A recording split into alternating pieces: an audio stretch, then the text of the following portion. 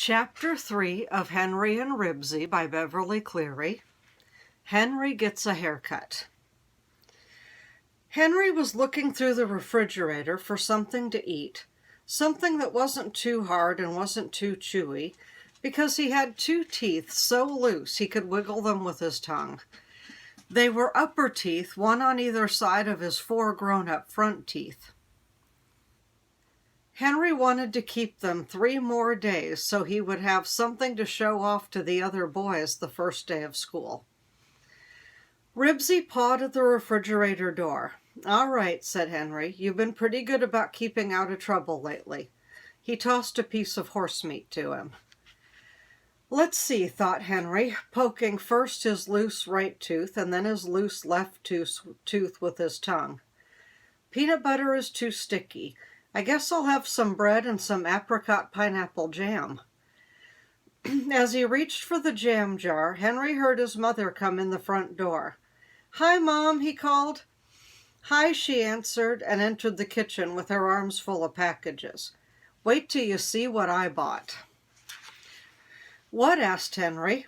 He wiggled first his right tooth, then his left tooth, and took a slice of bread out of the bread box.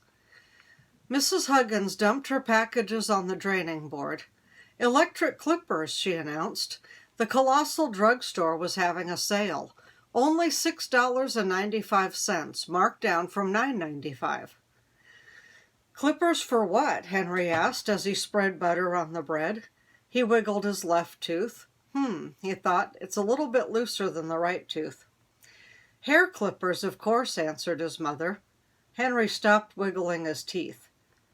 "Clippers for whose hair?" he asked suspiciously. "Now, Henry," said Mrs. Huggins soothingly, "I'm sure that with a little practice I could do just as good a job as the barber. And with the price of haircuts, think of the money we'll save." "Mom!" wailed Henry, clutching his hair. He didn't want to save money. He wanted to save his hair. "Are you going to cut Dad's hair too?"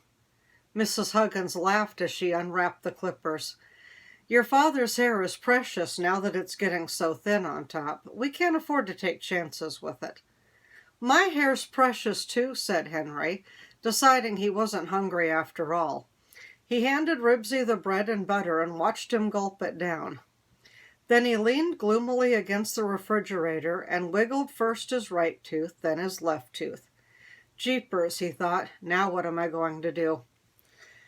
Mrs. Huggins took a sheet out of a drawer. "Henry, why do you keep making such awful faces?" she asked.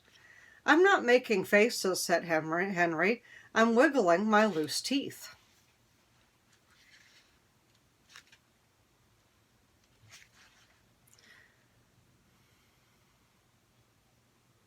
Sorry, I'm looking at where I'm at now.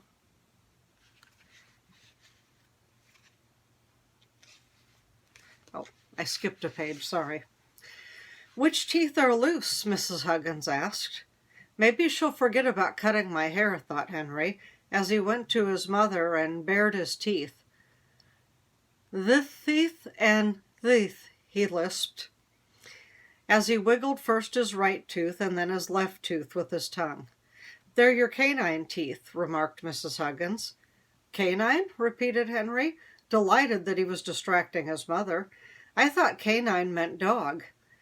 "It does," answered his mother. "The cuspids are like canine teeth because they're pointed like a dog's teeth."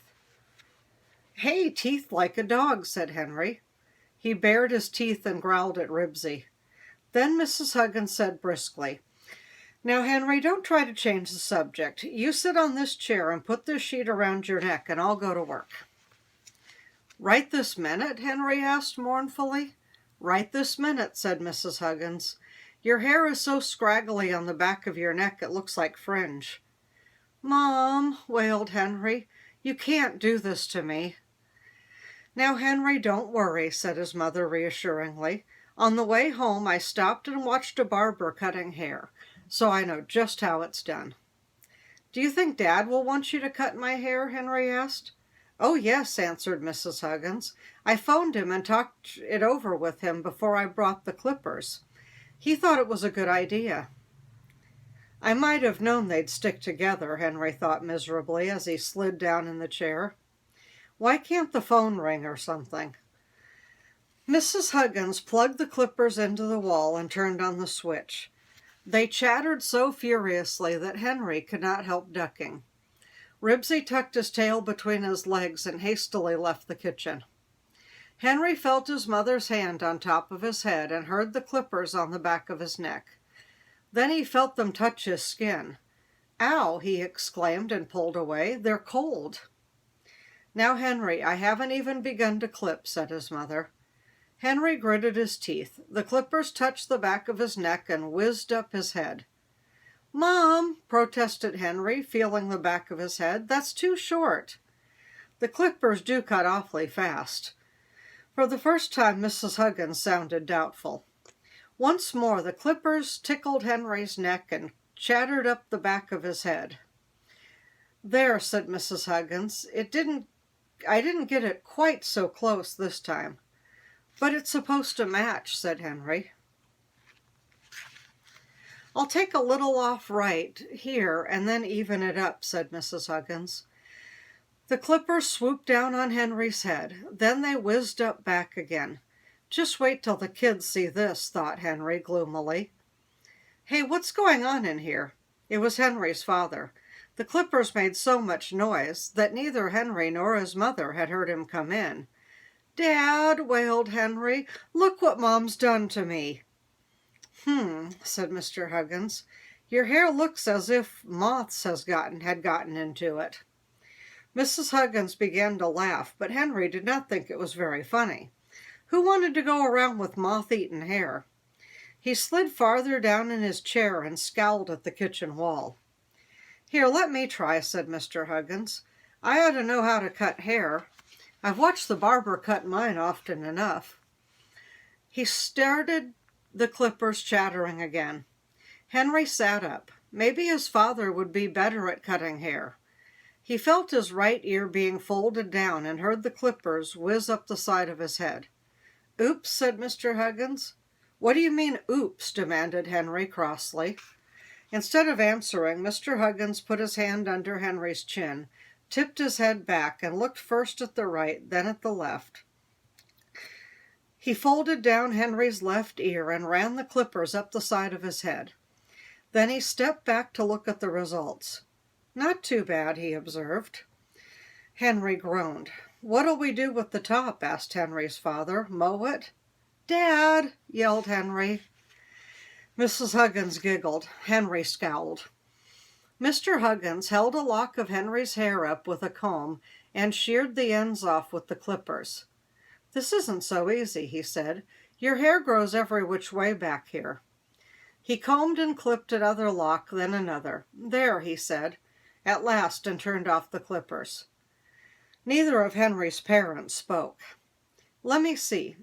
Henry jerked the sheet off and ran up to the mirror in his room. He stared, too horrified to speak. His hair was shorter on the left side than the right. Both sides were rough, and the top looked chewed. Henry ran his hands over the back of his head. He did not need to see it. He could tell what his father meant about moths. He could never go outdoors looking like this. He would have to stay in the house for weeks, even months, until his hair grew out. Mrs. Huggins came into the room and put her arm around Henry's shoulders. "I'm sorry, Henry. I thought I could do a better job," she said. "I'm sure it will look all right in a few days." "Don't worry, son," said Mr. Huggins. "It'll grow out in no time, and next time we'll do better." "Next time?" Henry stared at himself in the mirror. "I can't go to school looking like this. I'll have to stay home. I'll get behind in arithmetic, and I won't know the folk dances, and—" "Oh, Henry," interrupted his mother, "it isn't that bad. It will be grown out before you know it." "But it won't grow out by Monday, and that's when school starts." When Henry's mother and father left the room, Henry threw himself on the bed and pounded the pillow with his fist. He would have to think of something to do about his hair. He would just have to, that was all. Maybe he could get a wig, or have all his hair cut off and say he was tired of having hair. There was one thing he was sure of. He couldn't face the kids, especially Scooter, looking like this. Some bits of his hair had fallen down Henry's back and made him itch. He scratched and thought. Then he got up and pulled his Daniel Boone coonskin hat out of the drawer. He put it on and looked at himself in the mirror. No, it wouldn't do. Even with the tail hanging down, too much hair showed. He put it back and pulled out his sailor hat. No, that wouldn't do either. Wait a minute, he thought, and turned down the brim. Yes, that did it. The turned-down brim hid every bit of his hair. It hid his eyebrows, too, but he didn't care. Henry looked at himself in the mirror, wiggled first his right tooth, then his left tooth, and felt a little better. Maybe he could find something to rub into his scalp to stimulate the growth of hair the way the advertisement said. Ribsy whimpered at the front door. Henry let him out and then decided to go out with him. Even if he did look funny, he'd better keep his eye on Ribsy every minute. He wasn't going to miss that fishing trip if he could help it. Henry sat on the front steps with his arm around Ribsy's neck and laid his cheek against Ribsy's ear. Good old Ribsy. He seemed to understand. Funny how Ribsy's ears were so silky when the rest of his hair was so rough. And he smelled good, too. A nice doggy smell. Henry scratched Ribsy behind his right ear. Thump, thump, thump went Ribsy's tail on the step. Then Ribsy trotted into the shrubbery and came back with his rope, which he dropped at Henry's feet. He looked at Henry and wagged his tail. Oh, so you want to play tug-of-war. Henry tossed one end of the rope to his dog, who grabbed it with his mouth and growled a pretend growl. Henry pulled at the rope. Ribsy hung on and pulled harder. Good old Ribsy, said Henry. It wasn't every dog that could play tug-of-war. Henry was still playing with Ribsy when he noticed Scooter McCarthy pedaling down Klickitat Street on his bicycle, with Robert riding on the back fender.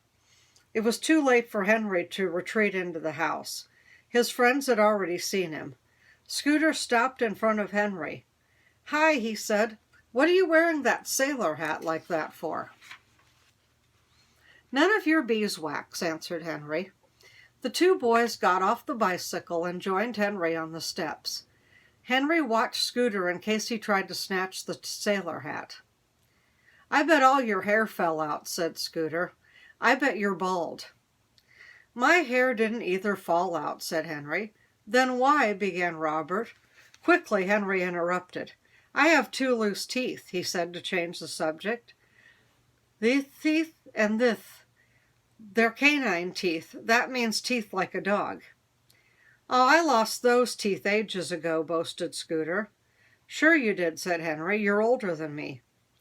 How about letting me pull them for you, suggested Scooter. No, let me, begged Robert. Nope, said Henry, pleased at getting their attention away from his hat. Oh, come on, Huggins, coaxed Scooter.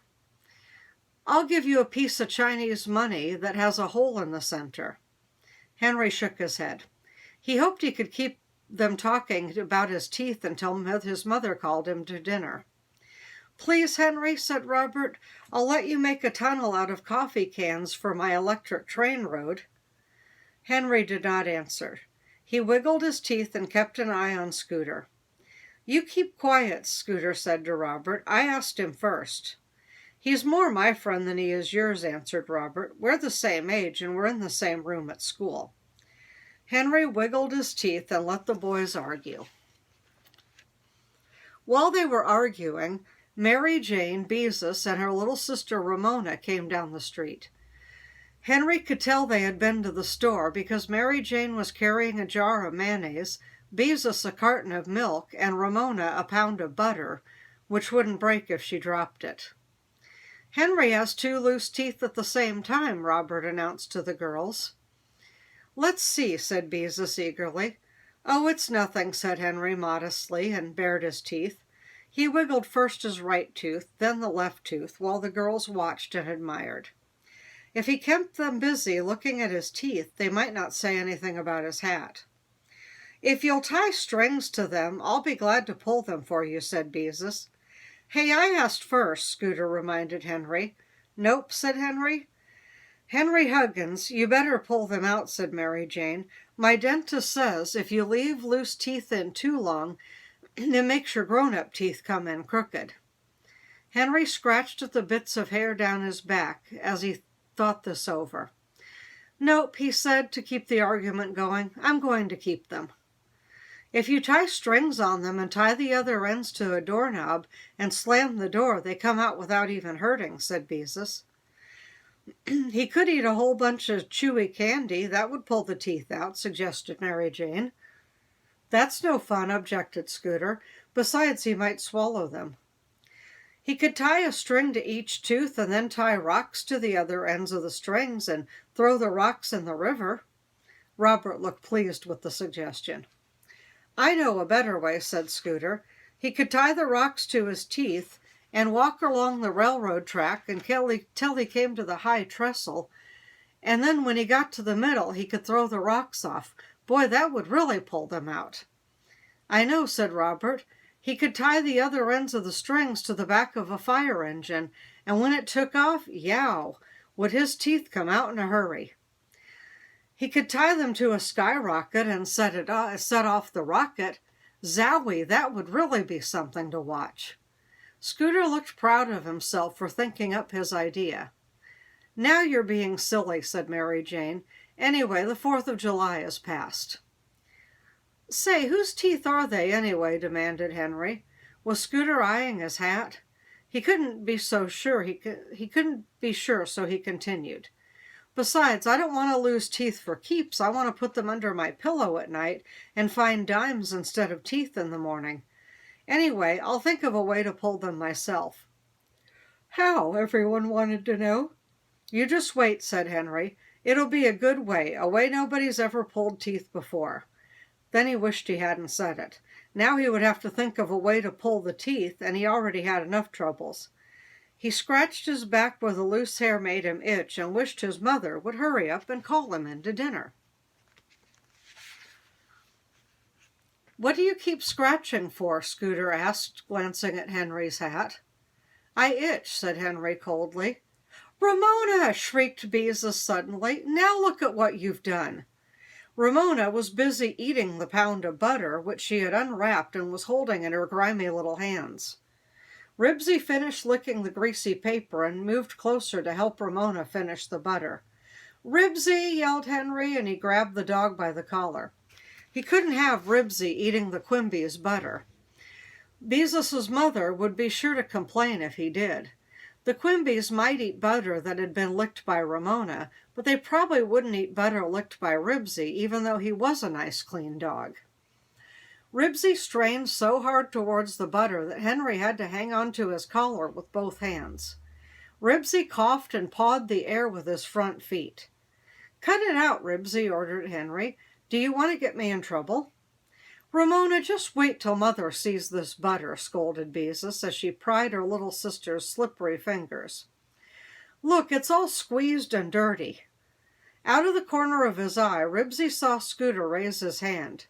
Henry let go of Ribsy's collar, and the dog bounded forward, and Henry clapped his hands to get to his head an instant too late. Scooter had snatched the sailor hat. You give me that hat, yelled Henry, trying to cover his hair with one hand while he grabbed at the hat with the other. Try and get it, taunted Scooter, and began to laugh. Boy, oh boy, look at that haircut. Ribsy, screamed Beezus.